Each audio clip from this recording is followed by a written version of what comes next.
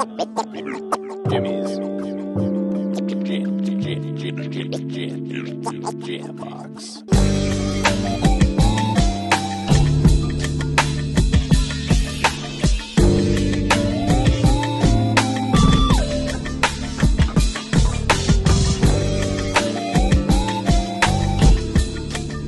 Keep jamming. Hello, everybody.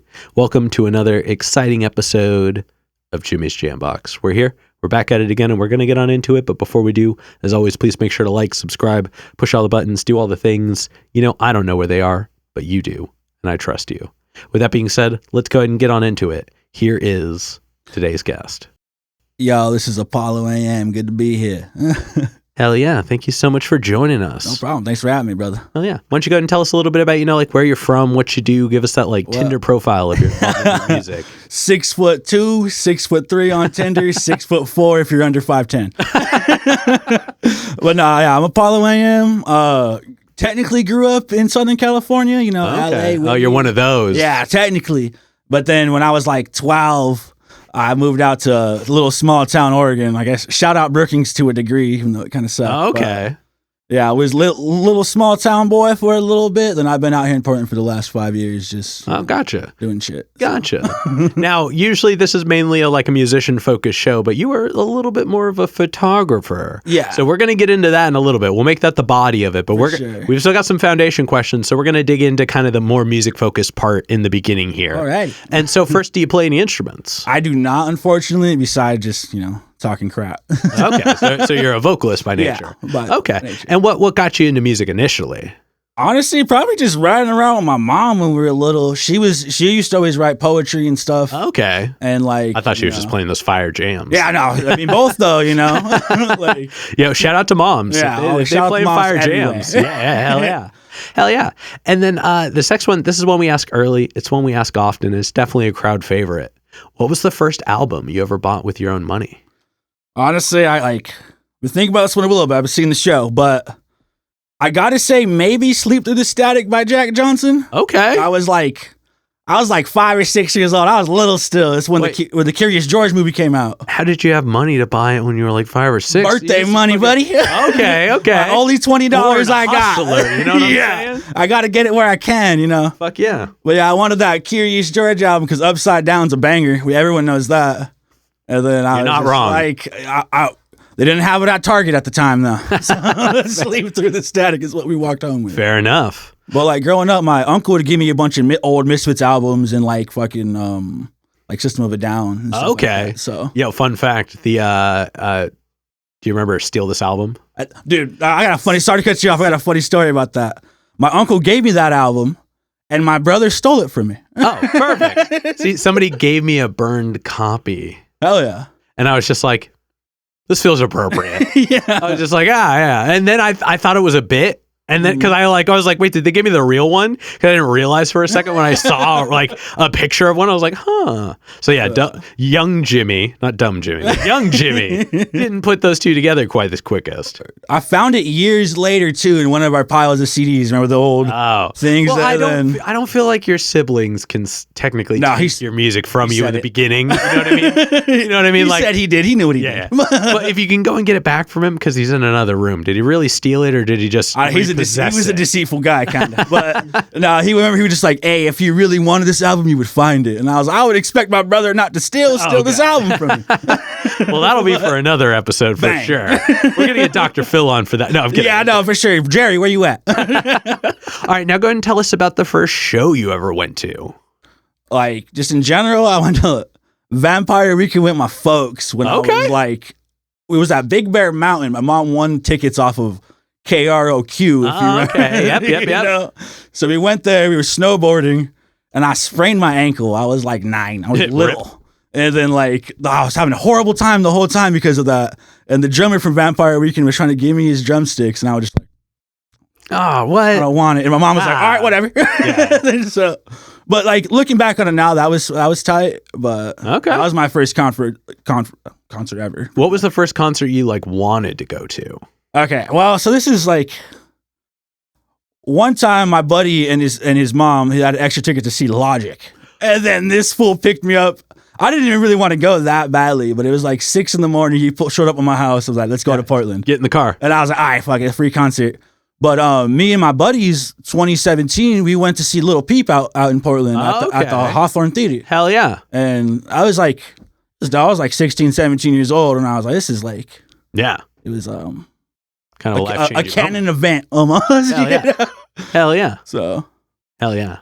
All right. Now let's talk about the transition from, because you make music, right? You are a producer. You have stuff coming out in the near future. It's pretty much my initial thing I like to do, but. Okay. So we'll still dive into that in a little bit, but let's talk about the transition. Let's talk about the like going from music being maybe the primary focus to your move into photography as your current primary.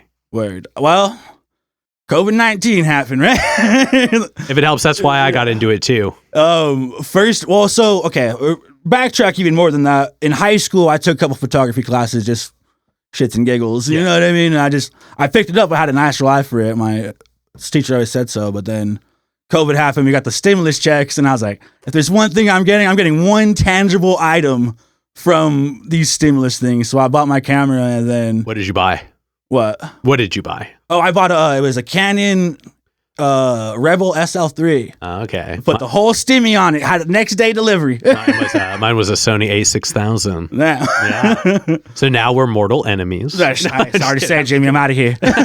This interview is over. Sony, please sponsor me. Hell yeah. And then when you got it, did you have like a goal in mind? Did you have like a style of photography you wanted to get into? I've always wanted to everyone says, I wanted to make movies. I always wanted to still eventually get into that. But then, me and my buddy, I was like, shit, I got $1,200 for free for just existing during this shitty time. Yep. So I was like, let's buy a good camera that could take good videos, take good pictures, and do it all. So I was like, might as well. And then I kind of just stopped, I don't know, I just didn't make as much music, and I would just go to shows and bring my camera. Yeah. So it kind of just fell into my lap, and then I was good at it. So I was like, shit, well, I might as well keep on shooting, Hell yeah. Now, so do you primarily do show photography? Yeah, I've been getting back more into shooting just for whoever or whenever, sceneries and stuff's always fun.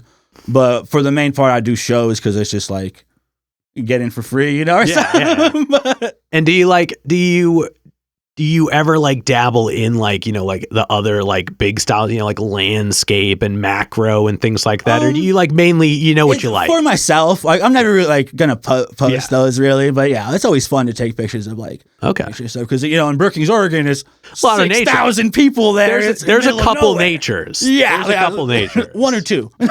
Yeah. But yeah, so, going out there, that's what I learned on doing was shooting trees and random stuff like that. Yeah, just learning how focus works. Exactly. I get that. Now, is the name that you introduce yourself as, is that your photography name as well as your music name? Do you have a separate photographer? Okay. I have different Instagrams for them, but the same name all around. So. Okay. And now, do you find that as you when you're at music events and you're shooting, do you find inspiration musically, or are you caught up in the photography part? Do you focus more on do you find more inspiration photography wise? Honestly, I don't really ever know to do it with my hands, so it's a lot easier going to shows. Okay. You know what I mean? And but yeah, when I'm going to see new artists or people I'm friends with to see performing, I definitely just love to see how their energies and learning new stuff, new people. Hell yeah. But also too, I just remember so many people just go out there and take random photos of just bullshit, hey to say. And then so I'm just hey, if anyone's gonna do it, might as well. And because for a while when we started, my group of homies, no one really had someone to take pictures for it. And then I got the camera, and I was not gonna just not use it. Every group of friends should have a photography person. Yeah. You know what I mean? That's just, I think it's a requirement. Yeah. I don't know. And if you don't have one on Instagram, if you don't have one and you have the thought, you're probably you gotta get one. Yeah, you're probably the person. Yeah, that's true. Okay, now tell us, how did you come up with your name? That's a good question. So, as many group of white boys living in small towns at the time, me and my friends tried to start a rap group. And my buddy Wesley at the time, actually, I don't know where he got it from, but he said Apollo. I was originally Adam the juvenile when I was a juvenile. Yep. But I realized it doesn't really age that well. I was going to say very Trent the Hooligan of you. Yeah. So, you know, as like years passed, no one really kept making music from that group of people besides me. Yeah. And then I was like, I can't be the juvenile forever. Yeah. And he's like, bro, just go Apollo. And then, you know, AM like signifies like daytime, obviously, but it's also my initials for my name. So I was like, shit. Okay. Hell yeah. It really is just me. Hell yeah. Now, let's talk about, you know what? This is one I haven't really asked before, but as you are both, do you do like production as well? Like, is that kind of your main thing, or do you mainly just do vocals and let somebody else record you? Yeah, I mainly just do vocals. Okay. Shouts out my boy Loto. That's fool. Oh, hell yeah. Shout out Loto. Ain't no one can make an Apollo beat or get my voice how it sounds like that guy, you know. Oh, yeah. I mean, such a talented, such a talented individual and just really, like, so thoughtful in the music. Oh, for sure. But this isn't his interview. So no, for sure. Yeah, sorry about that. But still shout out Loto, friend of the show, for sure. But yeah, no, mainly I just do vocals and then pictures. I've been trying to get more into, like, shooting music videos, too. Okay. But broken. I've got a laptop to edit. Like, you know what I mean. It can happen. So now, where do you find like the creative similarities are? Like, what is it about like both like music and photography that kind of gives you the same? Like, what is it about them both that you enjoy equally? I guess is what I'm trying to ask. I mean, I hate to say like they're so different, but they're so similar at the same time. That's what I'm saying. It's like what are the similar differences? Because they are different. I don't know. That's a hard one. But like it's pretty much just like I don't know. You know, like people have been taking photos of like crazy rock concerts and stuff for years, and I feel like no one really know how music has progressed. If it wasn't for people taking pictures. True. And same though, like there wouldn't be no concert photography, no concerts. Exactly. And it's really fun. I love capturing the energies of people. Yeah. That's the one thing I know I have down because like, you know, pictures doesn't say no words to you like how music does, but if you capture it right, well, I was gonna say, I think a picture is worth 1,000 words. Exactly. Allegedly. That's the. So I've been told. Yeah, that's the old saying in the back in my day. Yeah. No, but I dig that. And so I guess when it comes to say a shoot that you're composing, so say you have like say in the space, what are some things that you like to go for? Like, what are the things that like if you could set it up any way you wanted, like if there were like no limits, no options, if you could put a space together and it would be kind of the ideal setting, what things would you want to manipulate and what things do you kind of leave to chance? Definitely got to manipulate the lighting. Like anything else, like doesn't really matter where you are. It's about the lighting, and then just also people too. People are just gonna stand there, just like not have any energy for themselves. Like, how do you go about like posing or modeling somebody? Like, because that's like bedside manner stuff. You got to have an eye for it. You got to have like a kind of a mannerism for it. When it comes to putting people in positions, how do you approach that? Honestly, kind of just always with me. I kind of. When it comes for show photography, it's a lot easier because people are doing it already, you know? But then mainly too, I just look for like good lighting. I don't want anyone's faces to be too shadowy or like anything weird. I just want to be able to like, I like placing people in something that like I think is cool, or like, I always like remember reading the like early Thrasher or like the, you know, early skate magazines, and I just seeing all those pictures of like people dropping down and it's like crazy old like shit like that. It's like, how do you capture that energy? And it's like, you got to just got to be there, truthfully. Hell yeah. And that's the funny thing too about like, you know, how show photography comes to you kind of, but like it's kind of easier setting people up because they're like, hey, just do not move. Yeah. Now, I guess for as far as editing goes, as far as like getting the pictures out of the camera into the world, when you do have access to the tools, what do you primarily use? Photoshop. Okay. Photoshop never let me down. Fair.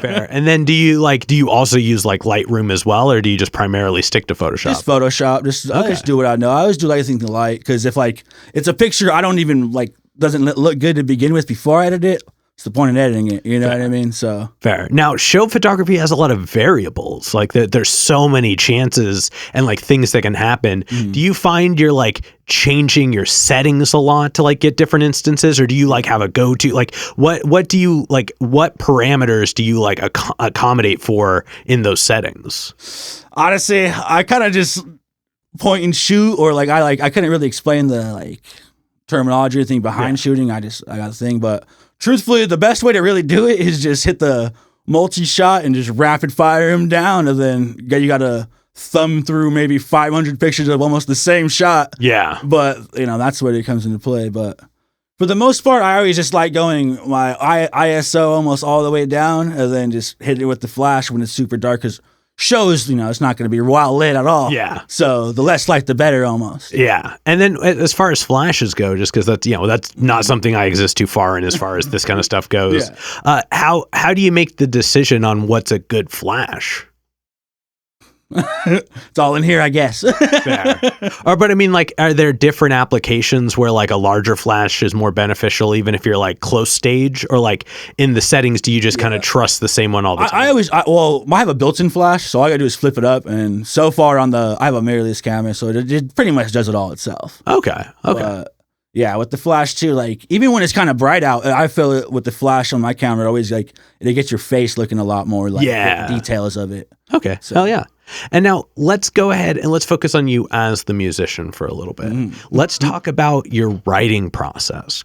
Like, what do you do when you get inspired? Like, do you have like kind of go-to things that you do, or do you like, are you like, I go on my phone, I sit in the bathroom? Do you have like a process, or do you just kind of wing it and go into the booth? Like, what do you do? I kind of like it's a mixture. I'm ADHD about mad shit, so I can't really stay focused on it. So sometimes I'll be writing like 2 or 3 songs at the same time almost. I'll like swap through them. Yeah. And then, after like a week or two, all of those 3 songs are done. But yeah, the writing process too, it just comes and goes. Whenever I hear a beat that like, it be cliche, but I feel it in my bones kind of, I just say, I'll just bust it out, Hell yeah. Now, I mean, I know you work with Loto a lot. Do you go and record with him? Do you have your own space? I mean, I guess like with the lack of laptop, sorry. Well, but like, do you usually like have your own space, or have you always like kind of gone somewhere to do it? Always kind of gone somewhere to do it. I mean, initially when I first started out, when I was the juvenile, I was recording that shit in my closet at my mom's house. Yeah. But then it's like, I don't know anything about music production or like editing really. So it just sounded really bad, and then just, Loto got it for me, and just, I always figured too, like, you're not going to go to a car mechanic to garden your yard or something like that, you know what I mean? Or just go to the right people to get it done for you. Yeah, that definitely makes sense. And then what decides when a song is finished? Like, how do you decide that? That's a hard one for me. Honestly, I always I'm sitting on so much music right now that I probably should have dropped over the past year or two, but I'm just like, I kind of just forget about them too. But whenever it's really done, I'm just like, I gotta like just really feel it. Like when it comes to like, I do a lot of kinds of genres too. I don't be that guy, but when it comes to like more alternative, more like rock focused stuff, I want to make sure when I put it out, it's everything I could have possibly done on it. Hell yeah! But when it comes to like rap, I'll be like, I'm gonna say bitch a couple times, let it out. But now, have you performed any music? Yeah, I did a show maybe month or 2 ago, and then I got one coming up in December actually. Okay, as your current musical name? Yep. Okay, tell us about one of your most recent shows. Well, we did at the Big Legrowski. Shout out the Big Legrowski, yeah. And then we had a lot of good performers there. And then I just I should have did like almost every genre at that same time. I was confused. I live with Loto, so we were talking about it, but sorry to keep bringing him up. I was like, I don't know if I should just keep it all one genre or not. And he's like, bro. So you got enough out there, might as well blend it. So I started it off with the jugging music, some like trap, moved into like some lighter, plug more stiff stuff, alternative, and ended off with a country song. There you go. Hell yeah. Hell yeah. Wide variety for sure. Exactly. That's why everyone in the crowd was feeling it too and like loving it. So I was like, hey, that's what's up. Hell yeah. I feel like if there's one thing I am, it's impersonable, at least. If that's the right word to use. I don't know. Hell yeah. So. All right, and then we're gonna wrap up kind of the creative focus portion of this, and this one's kind of a dense one, and I guess we're gonna have to kind of span it a little bit wider since you have 2 focuses. Yeah. What is it about the creative process? Because obviously you're interested in that, like it spans more than one thing. What is it about these 2 creative processes that you enjoy the most? I mean, if you have separate answers, please share both. Yeah, they're going to be a little separate. Yeah, but almost the same. Pretty much just like, I'd rather make something than not. And like I have a lot of I hear music and I'm like, that's not that good. Let's probably make something better. Like, not saying I'm better than everybody else.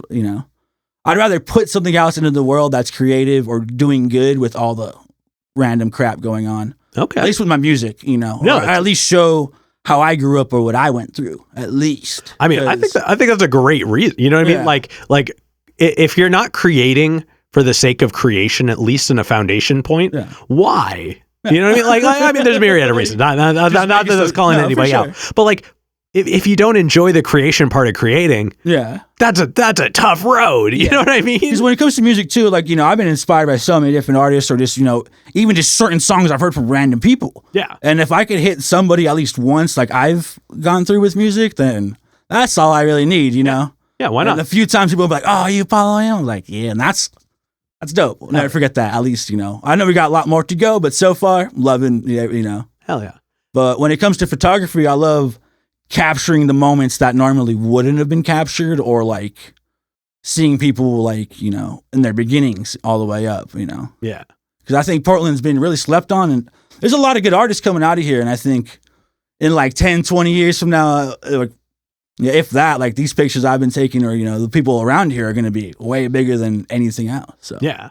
I mean, I don't think there's anything wrong with like catching the moment. You know what I mean? Like, exactly. Like, I think that especially as a society, we've really put a lot of place in it. You know what I mean? I mean, Instagram is entirely based around, was entirely based around that in the beginning.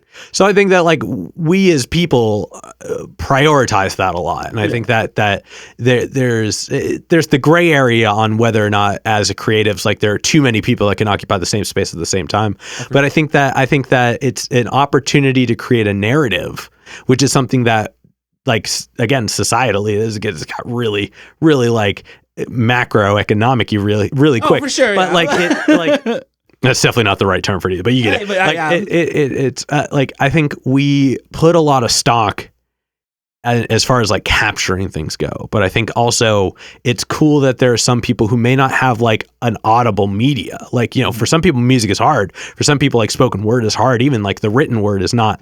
But the presentation and composition, like seeing things, respectfully, we all see things. You know what I mean?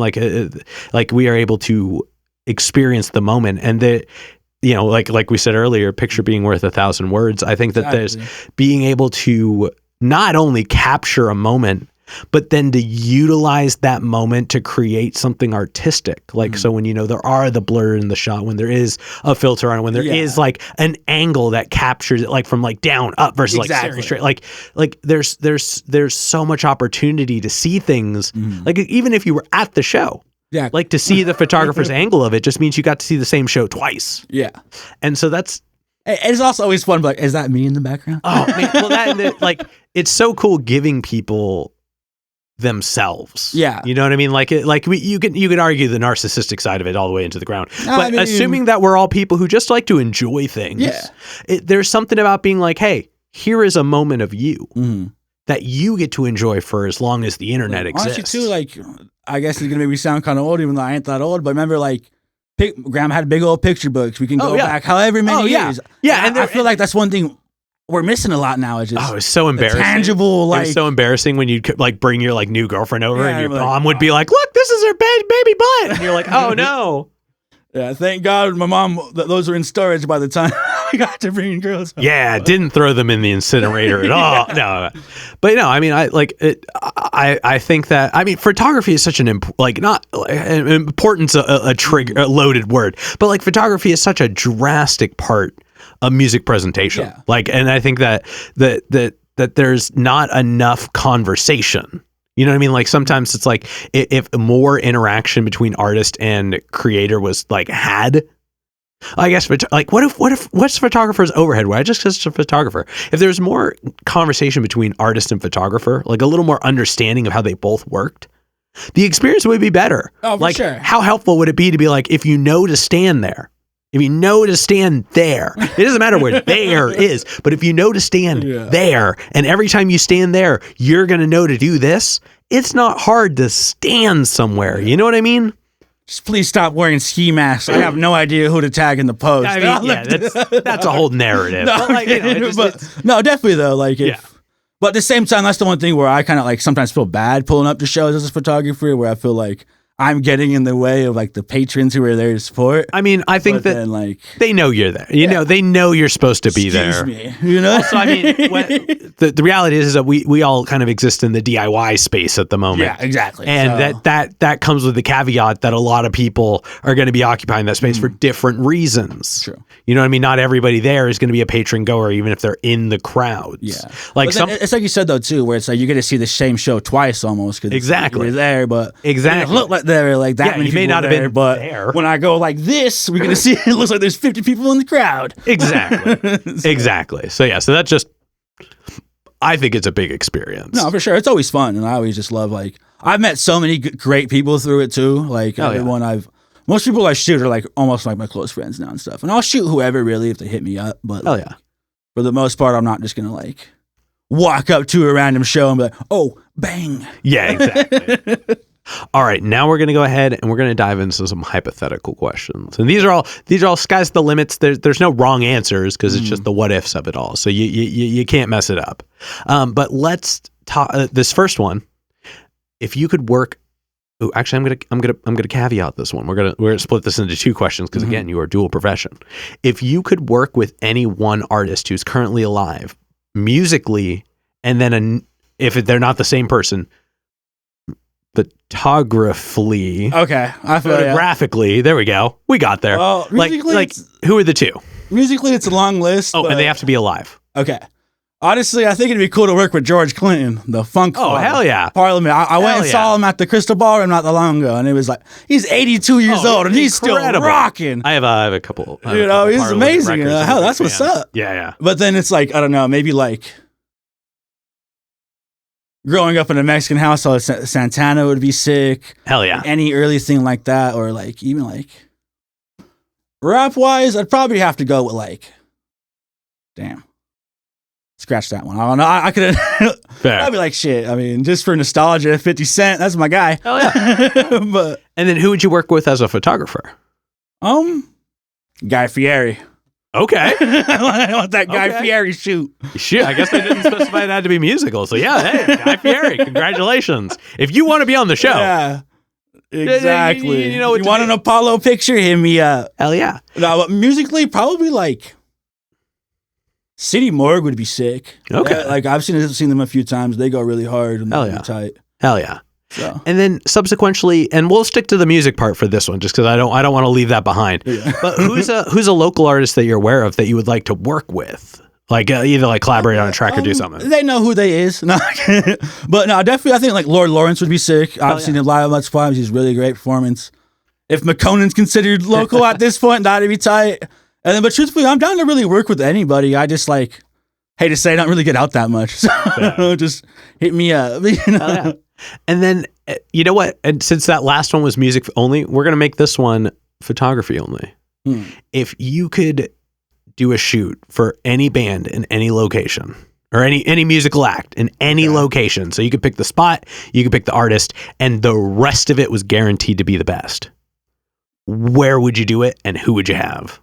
Well, this sound wild, but I think like the Blue Man Group at the Red Rocks in Colorado. Imagine that, like, holy shit, that's surprise right there. that's writing, but you know, that's such a good answer. I just thought I was like, hey, like taking pictures wise, that's what I need. I love the Blue Man Group. Holy shit! Imagine that they're playing drums in PVC pipes. There's red rocks right behind them. They're coming out of Jello. No, I mean, first of all, Red Rock is like aesthetically one of my favorite venues. I haven't been there. I've never been there either. I really want to go. That'd be sick. But like, it's such a good venue, and that would be. So, would it not be beautiful? Aesthetically, that group, yeah, like they are known for their visual experience. Badass. That's a really cool answer. It just came to me randomly too. Like I don't. That's a really cool answer. Hell yeah. All right, and then to wrap it up, and we'll stick to music for this last one because it really only works one direction. If you had to pick a completely different genre than any other music you've ever done before. So if you've done, so country's off the table for you. Yeah, I've done country. But like if you had to pick a completely different genre, what would you pick? Honestly, I'm trying to be a blues man when I get a little older. Okay. Hit my 40s. Okay, getting those little four Get the harmonica going, you know what I mean? Okay, hell yeah. Hell yeah. Inside every vocalist is a harmonica player. Hey, remember that. But all right, we're going to go ahead and start wrapping this up. What do you have coming up, say, like end of October to the end of the year? Well, from there, I have that show coming up December 16th with, I got the Hollow World performing. Hell yeah. I can't name the Tenchi. That's my guy. Everyone. Oh yeah, shout out Tenchi. Honestly, a lot of people you've interviewed are going to be performing there too. It's going to be a good show in December.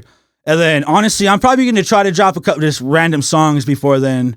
Put out a little mixtape. I don't know what I'm going to call it yet exactly, but yeah. And then, so right now I'm pretty much stuck in between of what I really want to put out necessarily. Gotcha. Because if I drop a country album and it blows off and I get known as a country guy, I'm like, damn, it's not really all me, Yeah. But we'll see, I guess. So, sorry if that was too loaded. No, that's totally fine. And then for this next one, go and look straight at the camera and tell people how they can find you.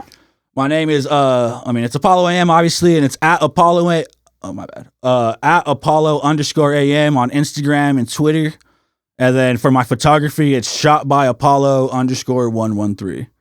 And that's about it. And same with SoundCloud, everything platforms. So hell yeah. Don't forget the underscore.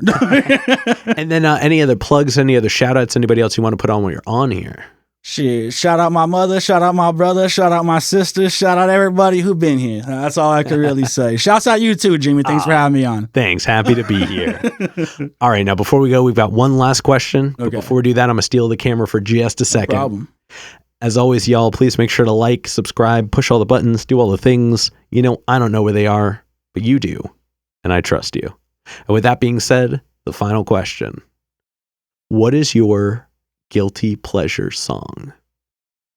All right. Well, honestly, I'm a Creed and I'm a Danzig guy. Deep down. Okay. I couldn't give you even one song, but honestly, it's kind of embarrassing. But last year I was working in a random grocery store and I was in the 0.01 listeners of Danzig. So I was just bumping. I mean, somebody has to. Somebody has to, right? I sent him a DM. I was like, give me a free shirt at least. I didn't even mean to listen to this. Shoot, if I got a free shirt from every artist that I'm in the 0.1% in, I'd have a lot of shirts. Honestly, in the past month or two, that Ryan Gosling covering the Matchbox 20 Push, that shit hits. Hell yeah! Is there anything he can't do? He's literally me. For a second when you walked in, I was like, Ryan, is that you? Whoa. This is a lot more than I signed up for. For sure. Hell yeah. All right, we're going to go ahead and get up on out of here. Thank you so much for joining us. No problem. Thanks for having me, brother. Hell yeah. This has been another exciting episode of Jimmy's Jambox. I'm Jimmy. And I'm Apollo AM. And we're signing off. Later, y'all. That's a wrap. This is not a podcast. This is a show.